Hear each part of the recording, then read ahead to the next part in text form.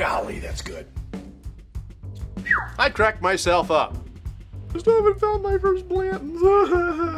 That's different. I really like that. They're like together, like peas and carrots. That's funny.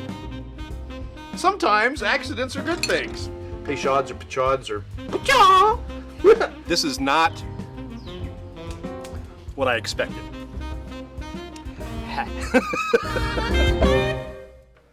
How's it going? It's time. I think we've got all the ducks in a row. My mouse isn't working very well for some reason, though, so that may give me some headaches as we go along tonight. But Old Ezra 7, I'm gonna tell you. Hey, Paul, how are you, sir?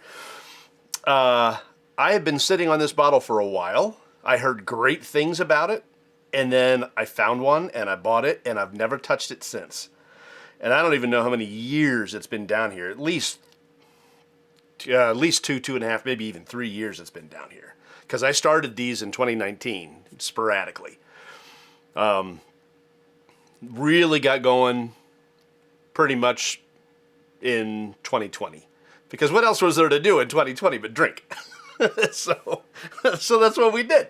But the Old Ezra 7 is one that it's just kind of, I've held it and held it and held it and never opened it, and tonight's the night. So let's just see what kind of trouble we can get into. Old Ezra 7 is basically the same stuff as every other Ezra Brooks product. This one, they don't make this one anymore. They don't bottle this one anymore. This was the 90 proof. So this one will probably never be opened because they don't make it anymore. I lucked into 2 bottles of this. I understand it completely left shelves this year.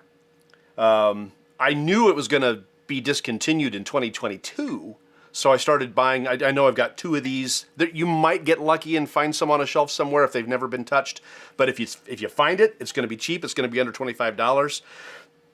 Grab it and run. Well, pay for it and then run. But this is the 90 proof. This is one of their originals. It was, like I said, under $20. And then they went to the Ezra Brooks 99 as their base model, for lack of a better way to put it. I don't have any of the 99 here right now. I was going to go get some, and I just didn't think it was necessary, because you've seen me talk about 99 before. So this is essentially the same juice as that 90, except for it's been aged for 7 years, and it's barrel proof. All right, reading a little bit about this. Introduced October 2018. Ezra 7, great stuff. Spencer's here. Hey, Spencer. How are you? Glad you're here. It was introduced, I can't believe it's only been introduced 5 years ago. I thought it was around longer, but introduced in 2018 in October. Ezra Brooks and Luxco ages this Kentucky straight bourbon in new charred white oak barrels, for 7 years, and they bottle it at barrel strength.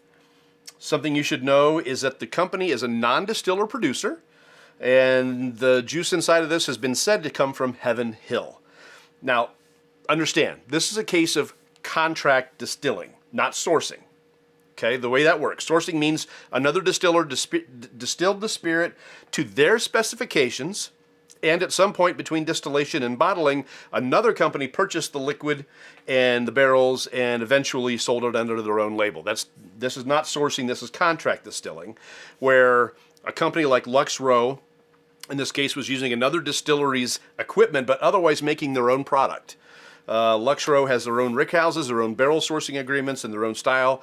This is not a Heaven Hill product, even though it is Heaven Hill distillate. Okay, so this one is 117 proof. Yep, 58.5 ABV. Now, in 2018, it sold for $40. Today, it sells for $79.99.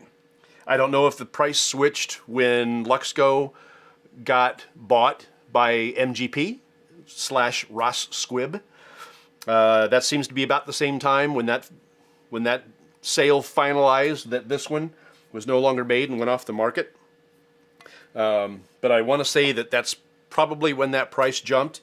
The other thing that happened at that time was there was another Old Ezra 7. It wasn't barrel proof, it was 101 proof. And that one has now disappeared off the shelves as well. So Yeah, the 101 has been completely replaced now by the barrel strength version, which is fine. And MGP acquired Luxco in 2021, April 2021. Okay, so again, this is now $79.99. Used to be $40. Mash bill is 78% corn, 12% malted barley, which tells me it's going to be a little bit fruity on the nose, maybe a little fruit forward on the palate. 10% rye, which is a lower rye. It is charcoal filtered. So this would be post-distillation prior to putting it in the barrel.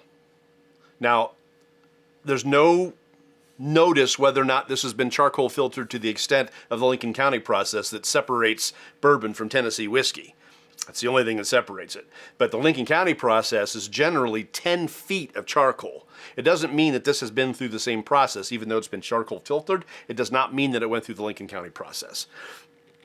All right, this is a fresh crack, as always. This is my first try at Old Ezra 7.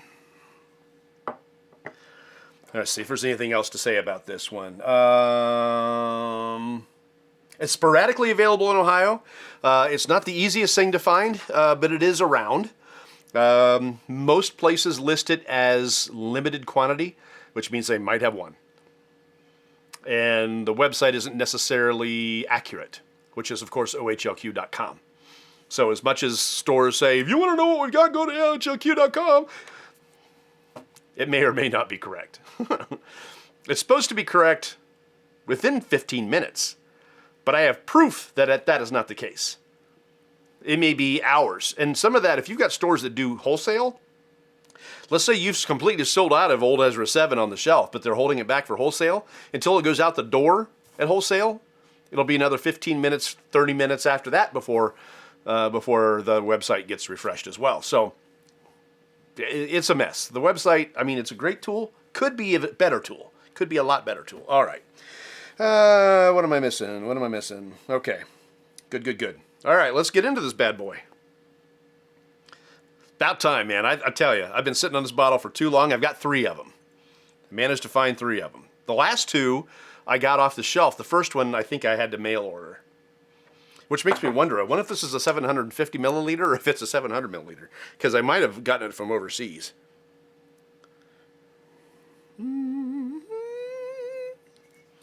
750, so this is domestic. When I want something, I get it. I'll tell you what, the tariffs on alcohol coming from other countries is insane. But at least it's legal, to an extent. More legal than secondary. Let's put it that way. All right. I hear the rye is good too. I've seen the rye more often than I've seen the bourbon. I didn't buy the rye, and I should have. I'm kind of kicking myself for not buying it, because, yeah, I've heard it's good too. It's, I think, in 95.5. And the difference between the bourbon and the rye, this is Heaven Hill Distillate out of Bardstown. The rye is MGP, because that's Indiana rye.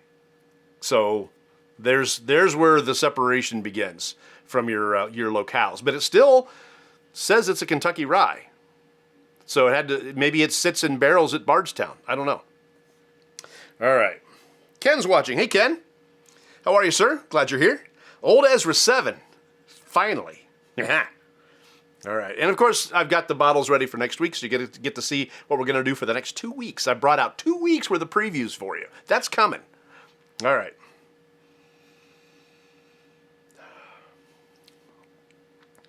I was right. There's some fruit on the nose. Now, I like Ezra Brooks. I had not had an Ezra Brooks I didn't like. This one, being the 90 proof that they don't make anymore, this one, when I first tried it, I thought it was thin on the mouthfeel. And I thought the same thing about Green River, right? But then you let them sit and open up, and the viscosity grows, and it becomes a nicer pour. So this is one of those that, in the bottle like it is right now, it's going to be thin. Let it sit, it'll be good. All right, let's get back to Old Ezra 7. We're here for this, not for that. This. All right.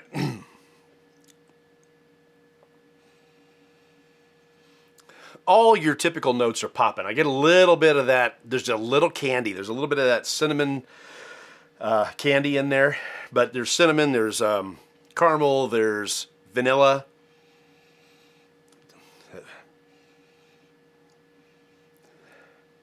Slight fruity note. Boy, I didn't write down any notes from any reviews or anything like that I looked for. I just looked strictly for information. So this is all me and my palate. There's a little cotton candy on it.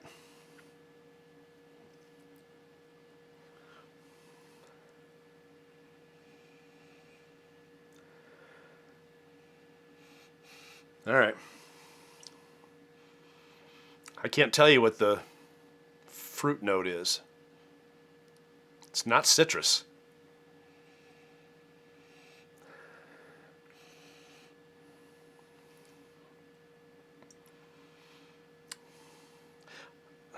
I want to say like a white cranberry. You know, it's not full grape and it's not full cranberry, so it's like somewhere in between. Not even cranberry. I'm sorry, white. The hell's it called? Raisin. White raisin. Jeez, oh Friday. White raisin. So it's not fully grape and it's not fully raisin. It's kind of somewhere in between, maybe. I don't know. I'm grasping at straws to find that fruit note. Does have some ethanol in the nose, but it's not astringent. It's nicely balanced in the scent. All right.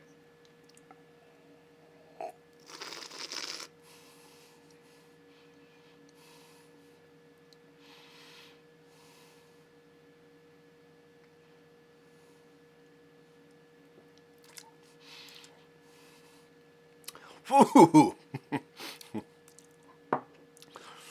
Whew. That drink's hot.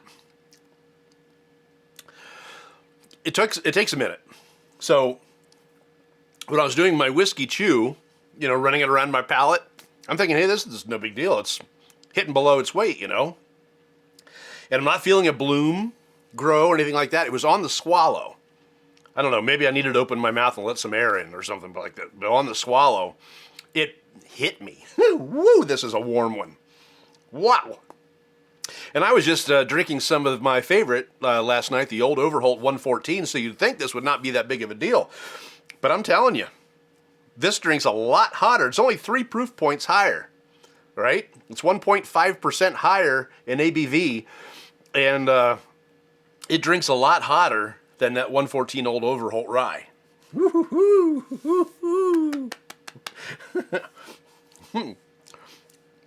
It did have a tendency to dry out my mouth a little bit. So, and that's interesting because it's a low rye, essentially. It's a 10%. So I thought that and the corn is a 78%. And I threw my paper, so, yeah, maybe reachable. It is. Yeah, it's reachable. Yeah, 78% corn, 12% malted barley, 10% rye. So to have it kind of dry me out a little bit is a surprise. It's not like other ones that have, you know, sucked all the moisture right out. No, it's not that bad. Just in spots.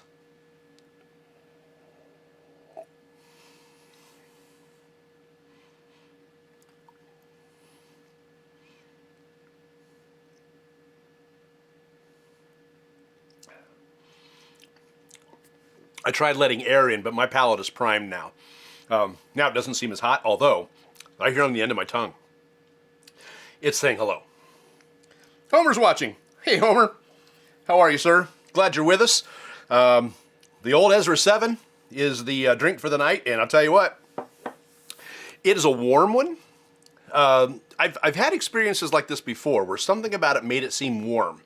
I was just saying that the 114 Old Overholt rye that I had last night doesn't seem nearly as warm as this. But then, the Four Roses series that I did, I don't know, it's been 2 years ago already? A year ago? I don't remember. That one, the small batch select, seemed really hot to me. So when people would want to buy that, and I was standing there, I'd say, just so you know, that drink's hot. And to me, it did. It calmed down after it opened up a little bit, but it drank hot. This drinks hot. It's 117 proof, and it drinks hotter than the 114 Old Granddad and the 114 Old Overholt. Quite a bit hotter. All right. Now, let me see if I can pull some flavor notes out.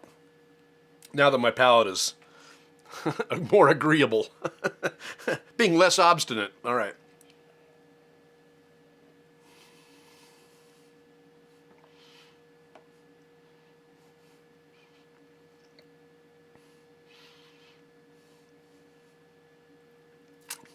That is really nice. That is great. I'm glad I'm doing this one. Okay.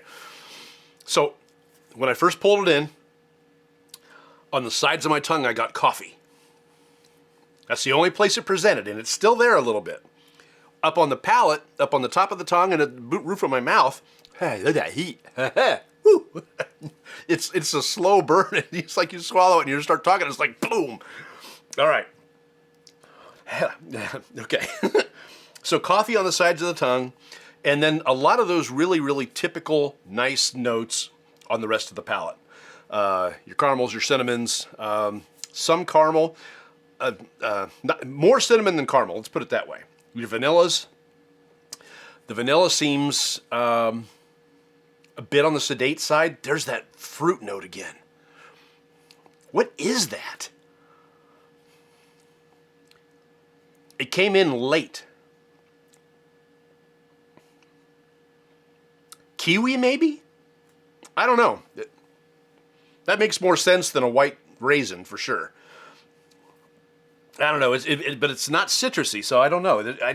That's odd. It's cool. It's really, really good. I'm not detecting a whole lot of honey. There might be just a little honey on it. There's some complexity to this one. I got back into the OKI that I did last week because I wanted to try it out again. It had been about a week and a half since I had done it, and I got back into that OKI, and I like it. I don't think it's as amazing as other people are letting it out to be. Now, maybe it's because it doesn't have all those traditional notes for me, and it also isn't very complex. It's a little complex, but it's not, whole body hug complex. This one, just in the sheer virtue of the fact that I got coffee down here and other notes up here, the complexity on this old Ezra 7 is nice. And if it were readily available, I could easily put this up in those top 5 as far as what I would consider my top 5 complex pours. If I had to I'd have to go back to back on all of them to make a decision, but of those is the old Of those is the old Forester 1920, the New Riff single barrel, the small batch from Smoke Wagon, and now this one. And it's been a while since I've had it, but I did have Kentucky Owl confiscated in those top 5 as far as complex pours. I don't know if that one would stay there or not now, but if that rounds out the top 5, that's a damn good top 5, if you ask me. Okay. And that's not what I would say my top 5 pours. Just because they're the top 5 complex pours doesn't mean they're my top 5 pours. Although they might be, to be truthful. Although there's some other ones that are really up there. The Whiskey War that's sitting back there, that Whiskey War is a great pour. It's got some complexity to it. It's really nice. The Larceny Barrel Proof is up there. I love that one. The Nulu. I'll say it again. If you haven't had it, get it. Because if it were me, if they would let that sit in the barrel for another few years, I think it could rival George T. Stagg in flavor and in complexity. Yeah, I thought it was that good, but I digress. Yeah, I mean, there's a lot of them back there that could make a top 5, top 10. But as far as complexity goes, this is definitely going to go in that top 5, as far as complexity goes. I like all the different notes I'm getting off of it.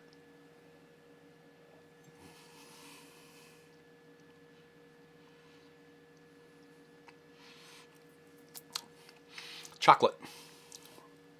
I'm getting chocolate. Yeah, that's just And it's milk chocolate. It's not dark chocolate, it's milk chocolate. That's freaking good. This is one of my favorite pours of the year. End of the year, I'm going to be doing my 5 top pours of the year and my 5 bad, poorest pours of the year. So that's going to be coming up at the end of the year. I still have a couple of months to go. So, all right, let's put this on some water. There you are. I was going to take the cork off, but it's already off.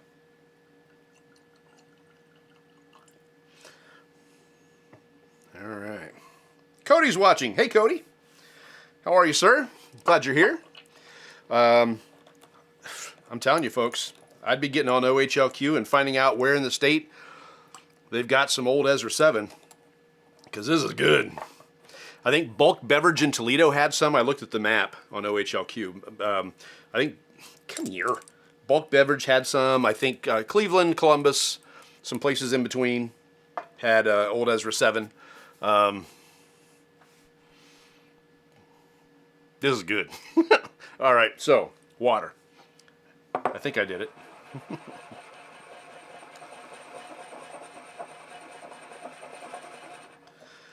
All right, just give it a little agitation. Your mama wears army boots. There, I'm agitating it. I need to come up with better insults. That one's like, what, 70 years old? Wasn't that a World War II insult? I think I learned it on Bugs Bunny. All right. Here we go.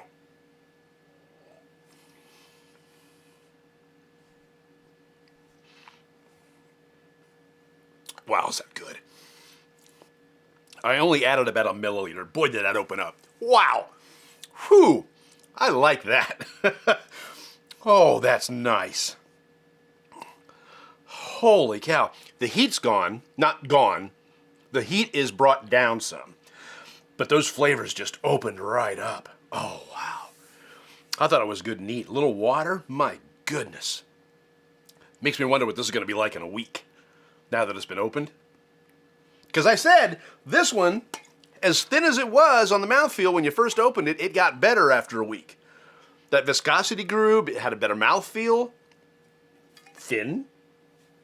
Better. This one? Shoot. By the way, I would not be able to tell, had I not known it, I would not be able to tell that this was carbon filtered.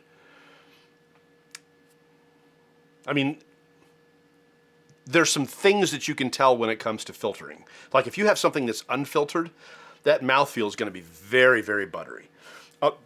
A lot of the time. Not all the time, but a lot of the time. Michter's is both chill filtered and carbon filtered, and it doesn't feel particularly buttery. So that one's a fooler. This one, if I didn't know better, I'd say it wasn't filtered, because it's got a really, it's not as buttery as an unfiltered, like an old tub or something like that that's unfiltered.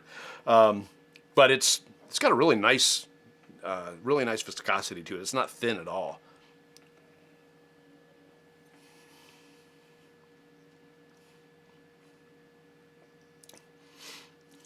Getting honey on it now, which is something I didn't get before. Much more traditional flavors with a little water on it.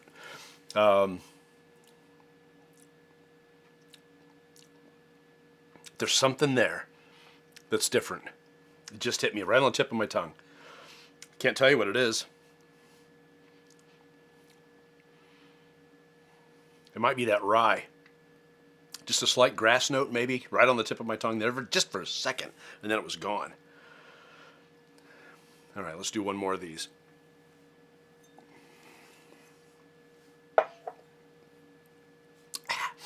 All right. Boy, that's good. Wow, that's really good. Okay. I'm stalling. I shouldn't be stalling. I don't mean to stall. Should have put the ice sphere in first. Oh, well. Another gorgeous ice sphere. This is brand new. Just got it out of the mold like 2 minutes before we started. I don't want it to splash. Woo! Damn it.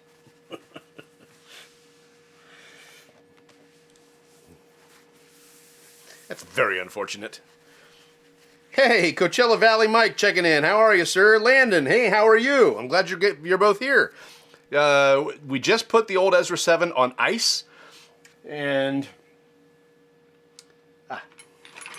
this will disappoint Paul. I'm sorry, Paul, but we're going to use a spoon tonight.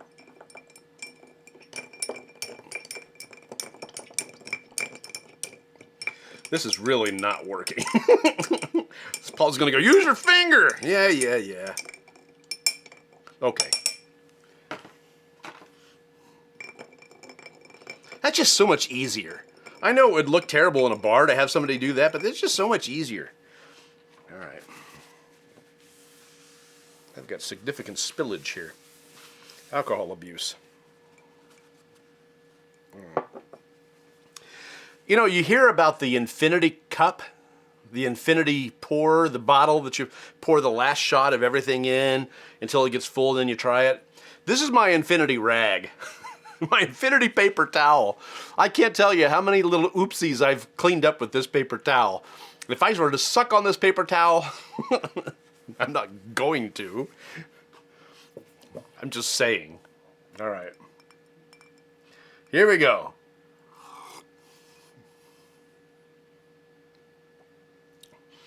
Wow. Okay. There's still a lot of flavor on this. The heat holds up actually a little bit. I can tell you if you're going to use one in a cocktail, although I have things against really great bourbons being used in cocktails. There's other cocktails or other bourbons you can use that are a lot cheaper, a lot easier to find. It'll cut through that cocktail very nicely. However, this one cuts through the ice very nicely. And if you wanted to risk using your bottle on a cocktail or putting it on ice, this one you can. Do I prefer it on ice? No. I don't. However, it cuts through. The flavors are still great. There's a little bit of a tobacco note on ice, which I didn't catch before. It gets a little bit more earthy on ice. Some of the sweetness on water that I got, the chocolate's neat. All those different things are not there now.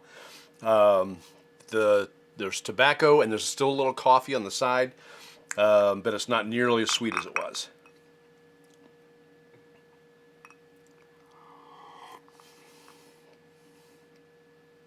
Yeah. It'll cut through. It's not the greatest expression of it, but it's good. All right. So we're going to put the cork back on this bad boy, because if I don't, I'm going to go crazy on this one. This is good. This is really, really good. This is one of the best pours of the year. Really like this one. And I'm glad I waited this long to open it. It was worth the wait. That's not to say that if you have a bottle of this, you should wait longer, because it's not going to get any better in the bottle. It's not wine. It doesn't continue to age in the bottle. Once it's bottled, that's it. The only way you're going to change it after that is to open it. So, open it. All right. So, next week, I'm going to go over the next, actually 3 weeks. Because I did a little peeking and I know what's coming up. Now, I don't have one of them sitting near me. And I'll tell you, I frankly don't even know where it is. Yes, I do. It's upstairs. Okay. So maybe we'll do that one upstairs. We'll see. But next week, we're going to do one that I have had before. I'm sorry. I've had this one before. I did it without you. I cheated on you. I'll be honest with you. Okay. The one next week is going to be one that we have not reviewed, but I've had, and that would be the Peerless Rye. I've had the Peerless Bourbon. As a matter of fact, when we did the first episode, terrible camera, terrible sound. I had no idea what the frick I was doing. I had no idea that it would last this long, and I'd have as many people watching as I do, and thank you for that. I appreciate it. But we started off with the Peerless Rye, and then when we hit number 100, we started with the Peerless Bourbon, and then when we hit number 100, we revisited the Peerless Bourbon, and I still love it. And I found a bottle of the Peerless when I was in Cleveland a few weeks ago, and I had to buy it because I was almost out of the other bottle. So I bought that. But next week we're going to be doing this one, the Peerless Rye. I do like this rye a lot, but I haven't reviewed it, and I want to give it, the entire treatment where It gets the water, it gets the ice, all that stuff. Then the week after that, I got lucky and I found this one when I was in Kentucky last time. And that's the Peerless Rye Double Oaked. Now, people have been talking a lot about the double oaked from Peerless, whether it's the bourbon or the rye. The one that I found was the rye. So it just kind of goes hand in hand. Since we're going to do this one next week, we're going to do this one the week after. Okay? I don't know a whole lot about this one, other than it's double oaked. And we all know what that means for the most part. And if you don't, look it up. It's easy to find. A lot of double oaked products out there, including the 1910 from Old Forester, which I just finished a bottle of. That's really good. You know one thing about double oaked that I found, and I don't know if it's going to translate to this one or not, and it didn't translate to the chicken cock double oaked. But one of the things I found about double oaked is that those double oaked bourbons tend to be very sweet. They tend to be very brown sugary after they sit there for a while. The Woodford double oaked is a great example of that. And then the 1910 was like a brown sugar bomb too, to me. And I didn't ever detect that before. But when I opened up a bottle of it a while back and finished it last week, I was amazed at how sweet it was, how not maple syrup, but brown sugary sweet it was. And I'm wondering if the Double Oak Peerless Rye is going to be the same thing, but we're going to find that out in a couple of weeks. So, Peerless Rye next week, Double Oaked the week after, and the week after that, I'm finally going to open up, for Halloween, the Von Payne. I've had it I bought it earlier this year when they first did their release. It's a company out of Florida.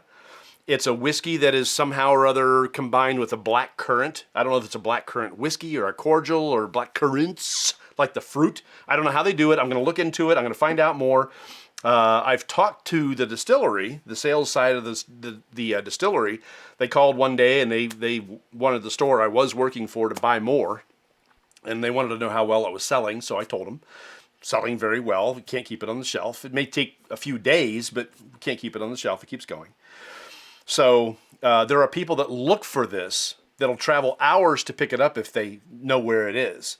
But the Von Payne is one that I've been sitting on. I haven't opened it. I bought it because I knew I was going to use it for Halloween. So the Halloween Bourbcast, we are going to open up the Von Payne. So Peerless Rye, Double Rye the next week, the Von Payne the next week. So in the meantime, I hope, hey, Aaron's watching. Aaron and Chris, how are you guys? And Larry, we're just wrapping up, guys. You're just now tuning in and I'm wrapping up. I'm so sorry. Okay, real quick, let me do a recap. First, I'll do the recap of what we're doing. Next week is the Peerless Rye. Week after that is the Peerless Rye Double Oaked. And the week after that is the Von Payne for Halloween. So that's the first recap. Second recap is that today we did the Old Ezra 7. This is a fantastic bottle. This is one of the best bottles I've opened this year. It is very, very good neat. Gets even better with a little water on it. Good on ice. Holds up. It could be used in a cocktail, although why would ya? A lot of traditional notes on water. When it's neat, it's less open, but there are more notes. I got coffee, I got chocolate, I got all the other traditional things except for honey. Honey was absent. On water, the coffee went away, the chocolate went away, but the honey came in. On ice, I got a lot of tobacco, I got coffee, it got more earthy, and all the sweetness went away on ice. So that's your quick Cliff's Notes, just making sure that you got to hear it all. But the Old Ezra 7 is one of the best pours I've had this year. This is fan-stinking-tastic. I really, really like it. And if you can find a bottle of Old Ezra 7 somewhere, you should buy it. Grab it and run. The other thing is you can grab it and run if you find the Old Ezra 90. They don't sell this anymore. They don't bottle this anymore. It's been discontinued completely. Ohio stopped selling it on the shelves in 2023, early this year. So if you see a bottle of this somewhere, grab it because they're not bottling that anymore. All right, that is the end of the Bourbcast. I have recapped everything. I want to thank you all for watching. Thank you so much for coming aboard, even if you came aboard late. I'm happy you're here, and I really appreciate it. And I will look forward to talking to you again next week. So in the meantime, hey, have a great what's left of your week. I got to find, my mouse isn't working. I got to find the button to push. Is that it? That's it right there, yeah. So have a great what's left of your week, and we will talk to you again at this point next Thursday. We're trying to move back to Thursdays, so I'll do my best. All right. Take care of yourself. We'll see you next week.